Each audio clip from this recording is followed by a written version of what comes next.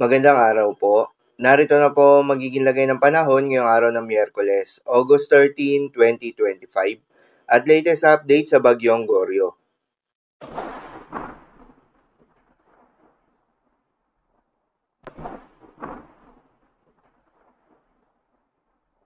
Sa kasalukuyan na tayo sa pag-asa, nakakaapekto na nga itong si Bagyong Goryo sa may Batanes area.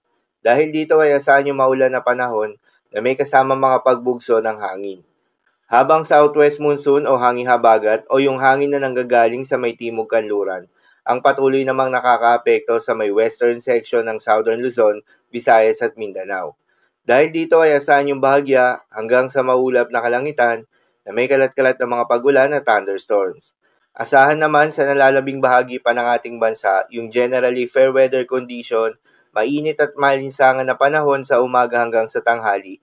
Ngunit pagsapit ng hapon o gabi, ay asahan yung mataas na tsansa ng mga pagulan na dulot ng mga localized thunderstorms.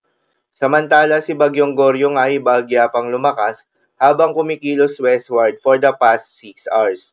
Huli itong namataan sa layong 300 kilometers east-northeast ng Itbayat, Batanes. Taglay nito ang lakas ng hangin na umabot sa 130 kilometers per hour malapit sa gitna at pagbugso na umaabot sa 160 kilometers per hour. Kumikilos westward sa bilis na 25 kilometers per hour.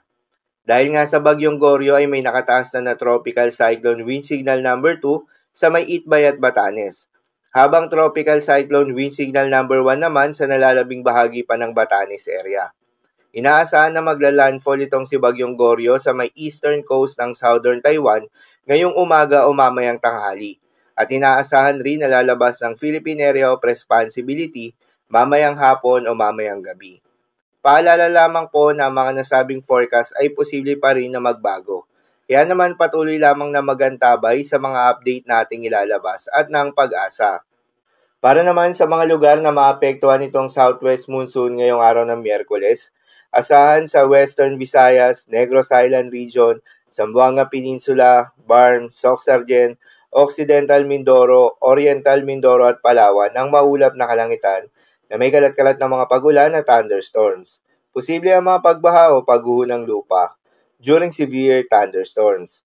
Habang sa Metro Manila at nalalabing bahagi pa ng ating bansa, ay asahan naman yung bahagya maulap hanggang sa maulap na kalangitan na may kalat-kalat na mga pagulan o thunderstorms na dulot naman ng mga localized thunderstorms. Posible rin ang mga pagbaha o pagguho ng lupa during severe thunderstorms. Madalas, nabobo ang mga thunderstorms na ito tuwing hapon o gabi na nagtatagal ng 1 hanggang 2 oras. Kaya naman ingat sa mga posibleng banta ng pagbaha at pagguho ng lupa, lalong-lalo na sa mga lugar na inuulan na noong mga nakaraang araw pa. Para naman sa magiging lagay ng mga dagat baybayin, ayon sa pag-asa ay may nakataas tayo na gale warning sa may seaboards ng Batanes.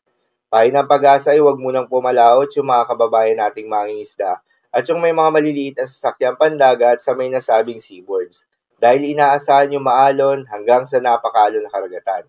So, ilamang po para sa lagay ng panahon ngayong araw ng Miyerkules. Keep safe everyone.